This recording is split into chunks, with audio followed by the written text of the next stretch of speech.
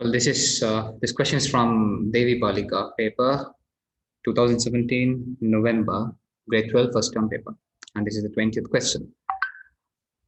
Well, the range of an object projected at a velocity of u in a direction inclined at an angle to the vertical. Now that is the key term here. At an angle theta to the vertical is r. So that is the range. The maximum height it reached is given by. So they have given us range r, and you can see the answer. In the answer, you have only r and theta, all those things. Fine. So let's start. Let's start this. First of all, let's draw a diagram to show the projectile path for us to get an understanding. Right. Now, when you throw an object at an initial velocity of u while creating an angle of theta with the vertical, you have to be careful there. The object, we know it's going to take a path like this, a projectile path, and it's going to reach this point. Right, fine. This is its final position. And the horizontal range that is given as r, I'll mark it r. And we are supposed to find the maximum height reached by the object, which is this. All right. So let's mark those values. This is a capital H. We have to find that the maximum height, and this is r, horizontal range. Right. And moreover, whenever we have a velocity inclined to horizontal or vertical, we need to take the components very quickly. So if you take the components now, there is a vertical component which is u cos theta. This time the vertical component is u cos theta. To the side of the angle, it is going to be cos. So u cos theta, and the horizontal one is u sin theta. All right, that is how it's going. That's how it is.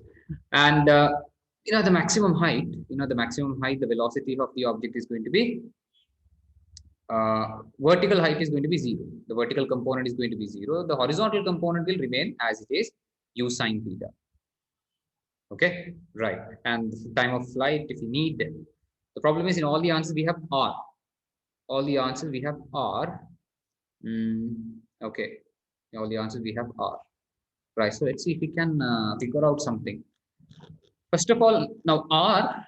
If you consider the equation for r, which we was discussed in the previous cases as well, r is equal to 2u squared over g sine theta cos theta. This is the equation for r. This is the equation for r, the range, right? You should be able to derive this. We have done it before in the previous examples. Now, talking about the maximum height, what is the equation for the maximum height? Yeah, let's try to find it. Now I'll take this point as a, this point as b, and this point as c. All right. Now let's apply the equation from a to b. Which equation I'm going to apply? V squared equals u squared plus 2x.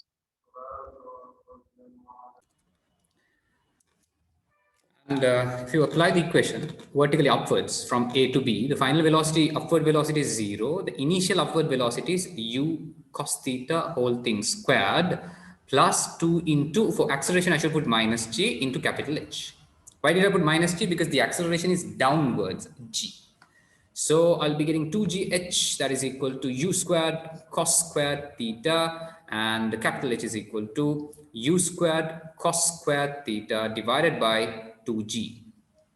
We do not have an answer like that. They have not given an answer like that.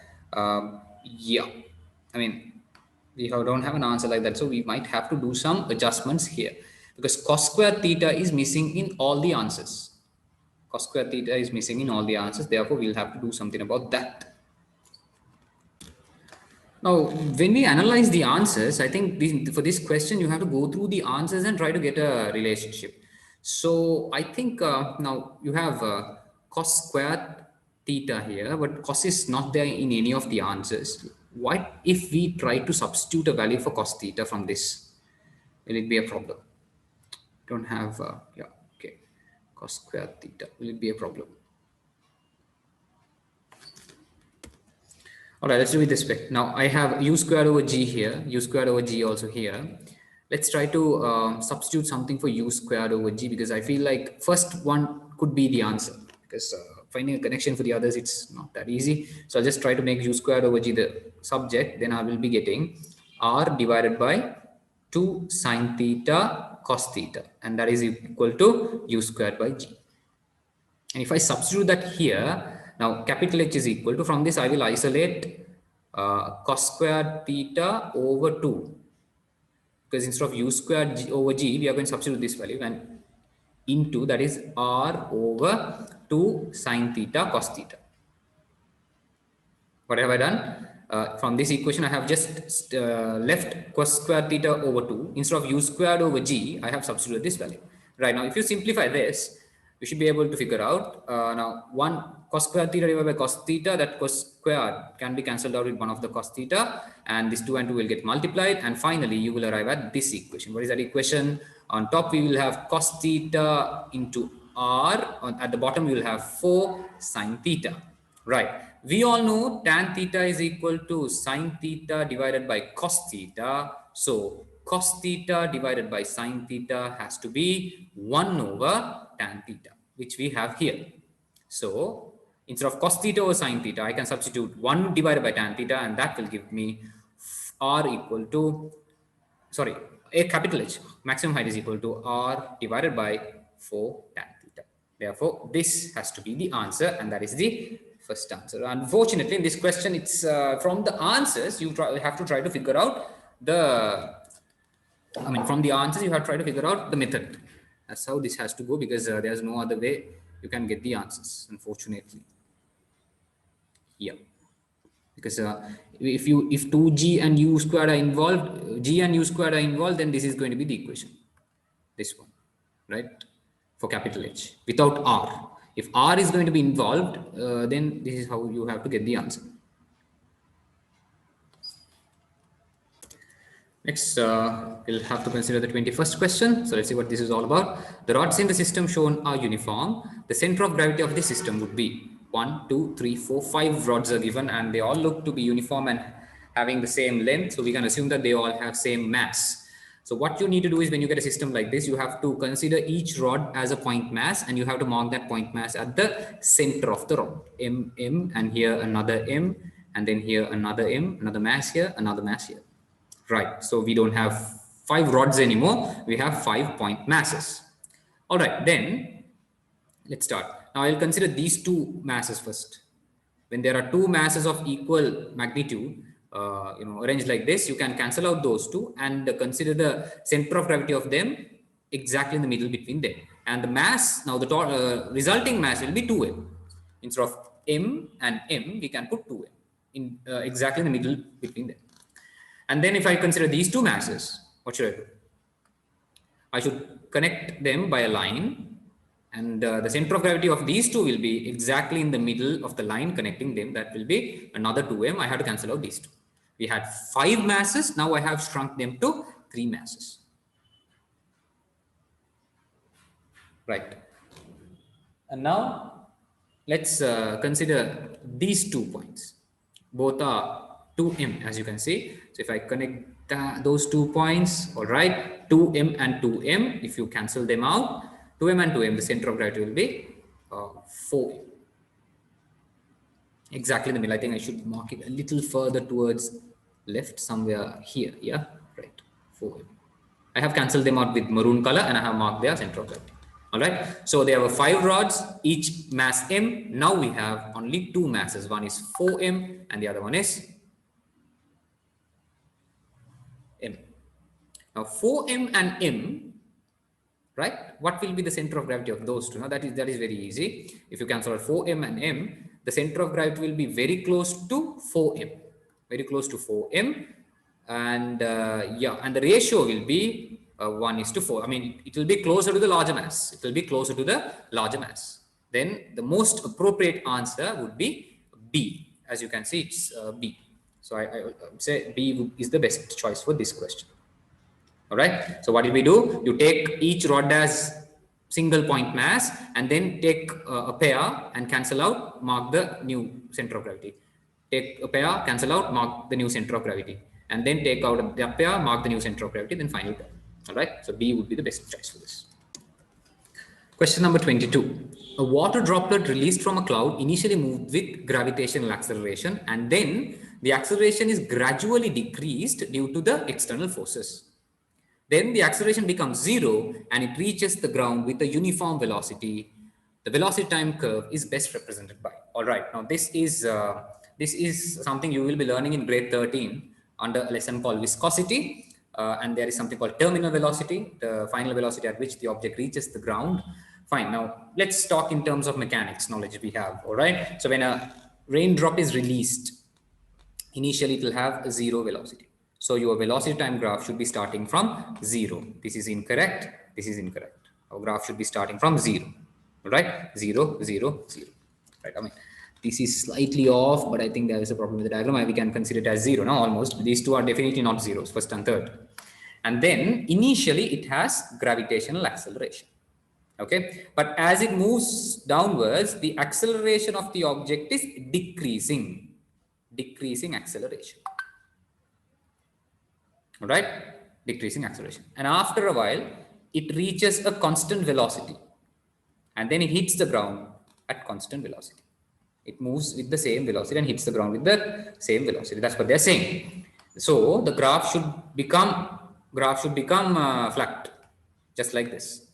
But the problem is now decreasing acceleration. Now, if you take a velocity time graph, the gradient of that velocity time graph, it's acceleration. That is the gradient of a velocity time graph. Simple as that. All right. So if acceleration is decreasing, gradient of that particular graph should also be decreasing.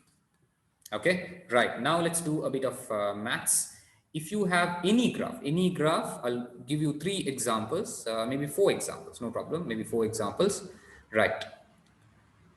Any graph, it can be any graph, it can be velocity time, displacement time, acceleration time, force time, whatever the graph it is.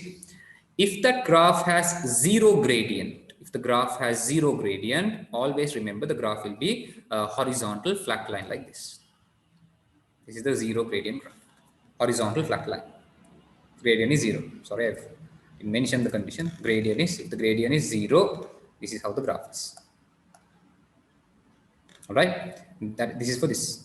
And the next option is sometimes the gradient will be constant. No change in gradient means the graph will be a straight line going up like this. This means constant gradient.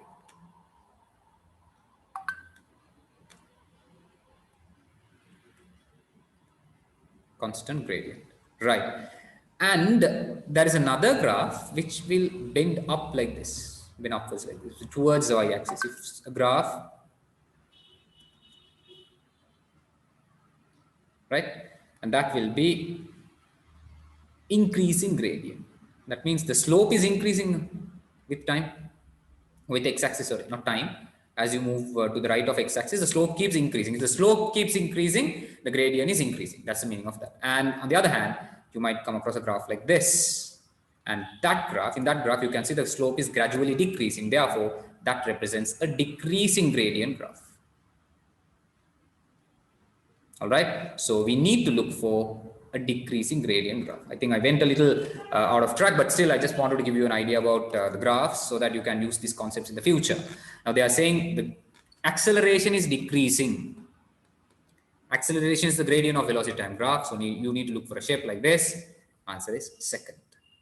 The gradient should decrease and eventually the graph should reach a constant velocity, and that constant velocity is what we call terminal velocity. We will be learning that in grade 30. Second is the answer. Question number 23, and it is about velocity time graph once again. A vehicle starts from rest, moves at an acceleration of 1 meters per second and attains a maximum velocity of 10 meters per second. Then this velocity remains during 10 seconds, and then after moving with a constant deceleration comes to rest during 10 seconds. Then it moves backward at an acceleration of 2 ms minus 2 during 5 seconds. The total displacement of this vehicle is, so you must be able to figure out, you will have to draw a VT graph for this. That's the easiest way to handle this question. If you plot a VT graph, then I think handling this question will be much convenient. Let's plot a VT graph. Start. This is velocity in meters per second, and this is time in seconds. Right. What is it? A vehicle starts from rest, moves at an acceleration of 1 ms minus 2 and attains a maximum velocity of 10 meters per second. Therefore, if an object is traveling at 1 ms minus 1, it will reach 10 meters per second. Right? So what is the meaning of 1 ms minus 1? 1 ms minus 2. Every second velocity is increasing by 1 ms minus 1. So 10 here, the value is 10, the velocity. And how long will it take? How long will it take? Now the acceleration of this part is 1 ms minus 2. Therefore, the meaning of this is every second velocity increases by 1, 1, 1. Therefore, it will take 10 seconds for the object to reach this. If not, if you want, you can apply v equal u plus at, which is a complete waste of time. V is 10, u is 0, initial velocity, plus acceleration is 1 and time. So time is 10 seconds. It will take 10 seconds for the object to reach that. And then this velocity remains during 10 seconds. Another 10 seconds, the velocity is constant. So I will draw that this way. Right. So another 10 second, velocity is constant. Right. Okay. 10. That means the total time is 20 now. All right. Right. And then after moving with a constant deceleration, comes to rest during 10 seconds. So it's taking another 10 seconds to come to rest. Like this. Right. Now the object is at rest. And how long will it take? Has it taken for the object to come back to rest? Altogether 30 seconds. Okay. Right. Now you have to be careful. Then it moves backward at an acceleration of 2 ms minus 2 during 5 seconds. During the next 5 seconds, the object is moving backwards with an acceleration of 2 ms minus 2 for 5 seconds. So if the object is moving for 2 ms minus 2, what will be the velocity of that object after 5 seconds? It is going to be 10 ms minus 1. It's going to be once again 10 ms minus 1, but in the opposite direction. So now the new velocity is going to be 10 ms minus 1. Right, now the slope will be a little different, people. It will look like this. All right, it will look like this. It will bend a little differently because this acceleration is small. This deceleration is minus 1 ms minus 2. But this one, it is 2 ms minus 2. So slope is different, and it will reach minus 10 velocity because now how do you find this final velocity? We can apply v equal u plus at for this case. Final velocity is v, initial velocity is 0, acceleration is 2 into 5. So v is 10 ms minus 1 in the opposite direction. So this. And they are asking for the total displacement of this vehicle. Now, how do you find the total displacement of the vehicle? By considering the area. But the problem is you have area on the right hand side, on the positive side, and then the area on the negative side as well. Right. So let's find out this area. So this area will be, area here is going to be the area of the trapezium, which is half into addition of parallel sides. That should be 30 plus 10 into the height is 10. Right, that answer is going to be 40 into 5, 200 meters. That means the vehicle has moved 200 meters to the right. And then if you take the negative side, that means in the opposite direction, how much has the car moved? You can find the area of that. So the area of that opposite direction will be half. This is a triangle. So half into base into height. You have to find out the velocities. And the time here. This time and this velocity had to be determined. And that will be 25, is it? 25 meters. So the vehicle has gone 200 meters from the starting point. It has traveled 200 meters to the right first. So if I draw the vehicle, like I'll take the vehicle as a dot, and time is equal to 0, the vehicle is here. When time is equal to 30 seconds, the vehicle is at 200 meters from the starting point, and it will go back another 25 meters. It will go back another 25 meters when the time is 35 seconds. 25 seconds, yeah, I put meters here, sorry, seconds. So this small distance is 25 meters. And the bigger distance is how much? That is going to be 200 meters. They are asking for the total displacement. The total displacement of the object is this. This is the final displacement. What is the definition for displacement? Distance between the starting point and the finishing point. Therefore, the final displacement is how much, people? 200 minus 25, 175 meters. Therefore, the answer is going to be third one. Hope it is clear. Next question is 24th one from projectile motion. Okay, right. Fine. This question is a cool one. There is an object projected at 10 meters per second at an angle while creating an angle of 30 with the horizontal. The object will be moving like this, and it is passing two posts which are separated by a distance of 2 root 3 meters per second. So what you have to understand is time when the object is at this point. Now time is 0 here.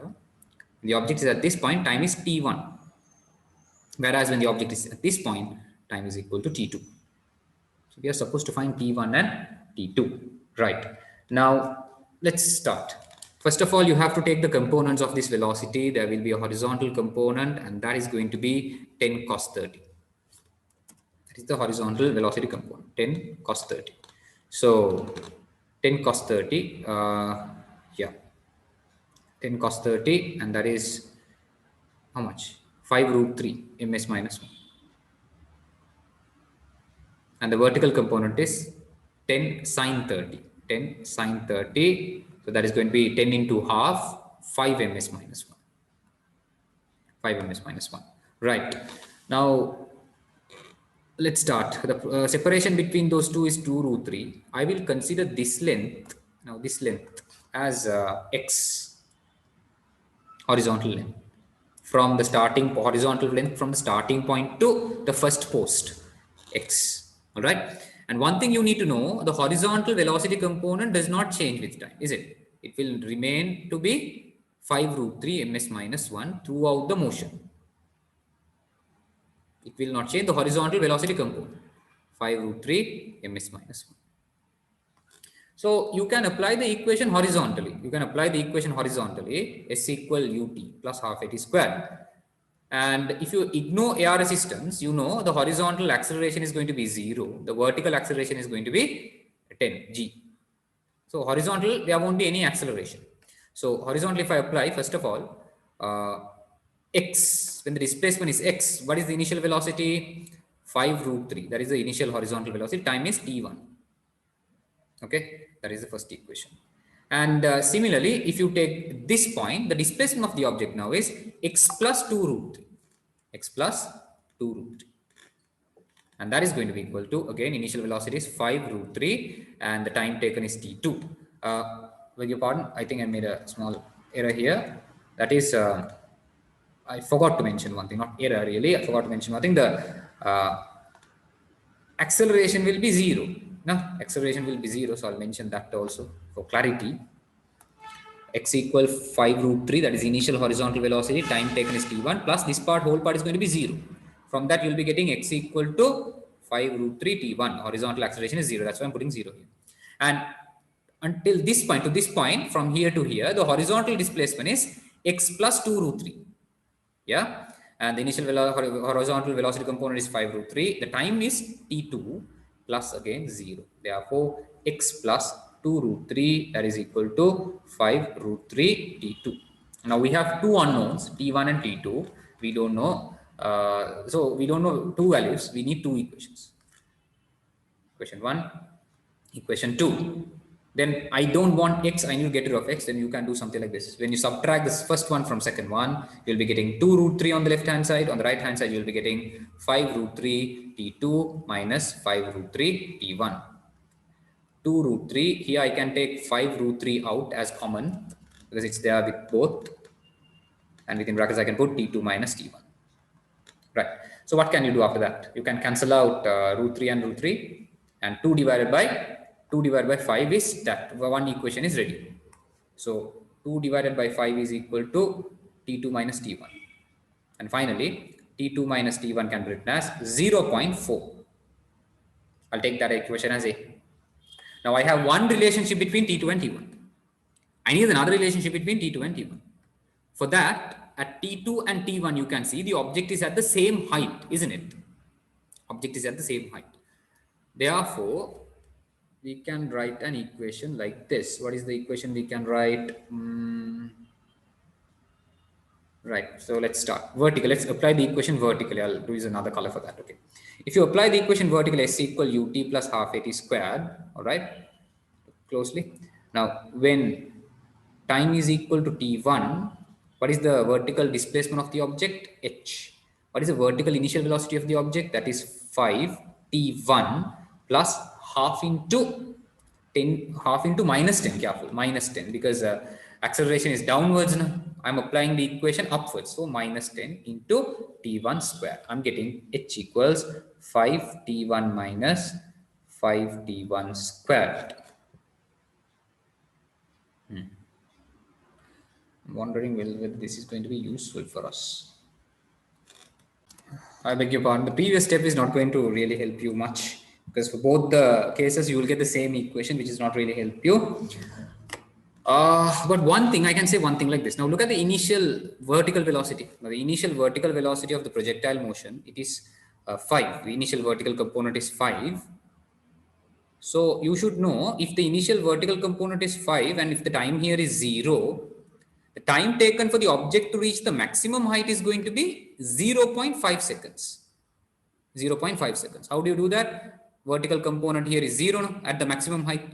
So if you really want to find that time, you can do it this way. Upwards, you can apply v equal u plus at. Right? What is the final velocity from here to here? 0. What is the initial vertical component? 5. And what is the acceleration? Minus 10, because the gravitational acceleration is downwards 10. And time is t. Therefore, if you simplify this, 10t is equal to 5, t will be equal to 0.5 seconds. So my point is, it will take for 0.5 seconds for the object to reach the maximum height, and another 0.5 seconds for the object to reach the ground. So total time taken by the object will be 1 second. Okay, so at the maximum height, at this point, the time now is 0.5 seconds. So this question has to be dealt with logic, people can't help. Okay, at the maximum height, wait a minute, at the maximum height, your time should be 0.5 seconds. So since the positions, both the T1 and T2, T1 and T2 are at same height, so they are symmetrically distributed around the maximum height. Hope you can agree with me. Symmetrical, they will be symmetrically distributed because these two positions are at the same height. So they are symmetrically distributed. So T1 should be less than 0.5 and T2 should be greater than 0.5.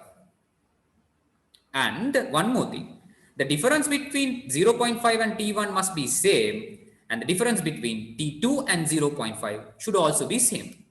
Why? Same gap. Okay, so the time interval difference must be same. Therefore, if you take this one, or if you compare with 0.5, these two values, here the gap is 0.3, here the gap is 0.1. So this is wrong. But if you take this second answer, look at second answer. If you take the highest point, at the highest point time taken is 0.5, what is the difference between these two? That is 0.2 seconds. And what is the difference between these two? That is also 0.2 seconds. So in my opinion, the answer for this question should be definitely the second one. You have to handle this question with some logic. You can't always rely on an equation, because this is the only equation you can write. And the other thing, the time difference must be same. So this also did not help us much, because in all the answers, the time difference is 0.4. I thought we might be able to get a relationship using equations, but you can't do it that way. You have to do it with logic. Can't help. All right. And the other answers are definitely wrong, because this is anyway wrong. 1 second will be the time taken by the object to reach the ground. No. And this is anyway wrong. And this is also definitely wrong. So definitely, no, this is definitely wrong. People. These two are definitely wrong. Why is that? It will take 1 second for the object to hit the ground, not here. 1.4 second, the object will not be flying for 1.4 second even. And this is also wrong, because at 0.5 second, the object is at the maximum. The object is not here or here. So we have only two, first or second. How do you decide between first and second? From 0.5 to T1, same difference. From 0.5 to T2, same difference. So that is this answer. It's settled to second one. And the last question. An object is projected vertically upwards at A with the velocity of u, then it is projected vertically downwards at u, and then drop free fall at C. Time taken to move the distance hr, t1, t2 and t, you can see there's a t respectively. All right, so here the object will reach height h, and now time, if you put this as 0, the time taken is t1. Here they are throwing the object down. So if I take the time here is 0, the time taken for the object to reach the ground is again T2 this time. And now they are dropping the object down. So it will take how long? will reach the ground and the time taken is t. So we have to find the relationship for h. Okay, right. Let's start for this one. It should not be very hard, I think. Right, let's start. This one, you have to apply the equation vertically upwards, s equal ut plus half at square. Okay, right. So what is the vertical displacement of the object? H equal to what is the initial velocity of the object? U. Time taken is t1 plus half into minus g, because acceleration is going to act downwards, the opposite direction, into t1 squared. So I am getting h equals ut1 minus gt1 squared over 2. Okay, okay. And then for the second case, let's choose a different color. What is the equation we are going to get now? Downwards, let's apply s equal ut plus half at squared. All right. Now what is s? It's h. Initial velocity u t2 plus half g t2 squared. Why did I put plus this time? Acceleration is downwards. I'm applying the equation downwards. So this time h is equal to ut2 plus gt2 squared by 2. Okay. Fine. Can we settle down with t1 and t2? For that, we need to get rid of u, no people. We need to get rid of u. Uh, might be a little uh, difficult. Right. I'll take this as equation 1. I'll take this as equation 2. Now, how do we get rid of u? How do we get rid of u? What's the plan? We can make u the subject, but will it get complicated unnecessarily? That's my question. Okay, let's see. Let's apply the equation for this as well quickly. Right. This object is dropped down, so downwards s equal ut plus half at squared. If you talk about the equation, also if you apply the values, vertical displacement is h, initial velocity is 0 here, plus half into gt squared. Therefore, h is equal to gt squared by 2. Is there an answer like that? I don't think. It's gt squared by 2. Okay, so we have these values. Based on those values, we have to get a relationship. Okay, good. gt squared by 2.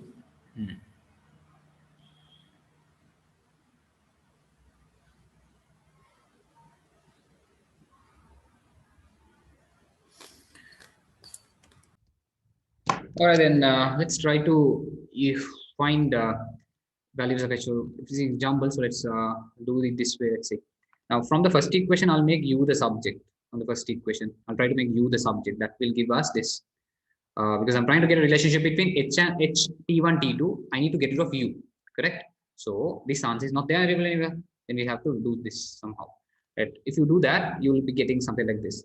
H plus gt1 squared by 2, that is equal to ut1, and that gives you finally u will be equal to h plus gt1 squared by 2 divided by t1.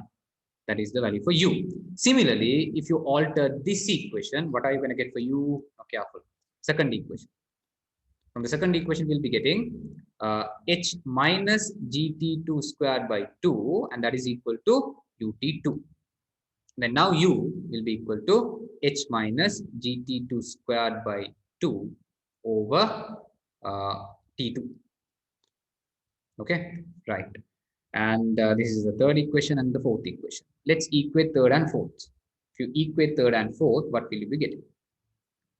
That is h plus gt1 squared by 2 over t1 equals to h minus gt2 squared by 2 over t2. Cross multiply it, ht2 plus gt1 squared t2 divided by 2 equal to ht1 minus gt2 squared t1 over 2. What did I do? I just multiply this whole thing by t2, this whole thing by t1. Then we'll make we'll take t2 to this side, t2 to this side, or t1 to this side. Which one? Either way, it's okay. Yeah, we'll take t2 to this side and t1 to this side, and I'll be getting here gt1 squared t2 over 2 plus gt2 squared t1 over 2, and on the left hand side, I'll be getting ht1 minus ht2. Gosh, wow, right. Why does it look so bad? I mean,